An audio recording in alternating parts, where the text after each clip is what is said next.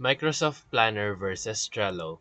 So, let's compare them. Number one is their features. Microsoft Planner is part of Microsoft 365, which is tightly integrated with Teams and Outlook. It's great for task lists, Kanban style boards, and seamless collaboration if your company already uses Microsoft apps. While Trello, on the other hand, shines with its flexibility. Its board and card system is most customizable, and you can add automation with power-ups or advanced workflows. Number two, their ease of use. Planner feels straightforward, but it's limited in customization, but it can grow more.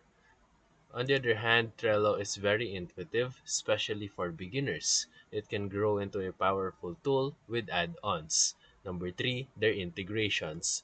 Planner is strongest when paired with Microsoft 365 apps, while Trello integrates with hundreds of third-party apps like Slack, Jira, and Google Drive. Lastly is their pricing. Microsoft Planner is included in most Microsoft 365 subscriptions, which makes it cost effective if you are already paying. While Trello has a free plan, but advanced features require a paid subscription. So for final verdict, Planner is better if you want flexibility or if you run in Microsoft 365.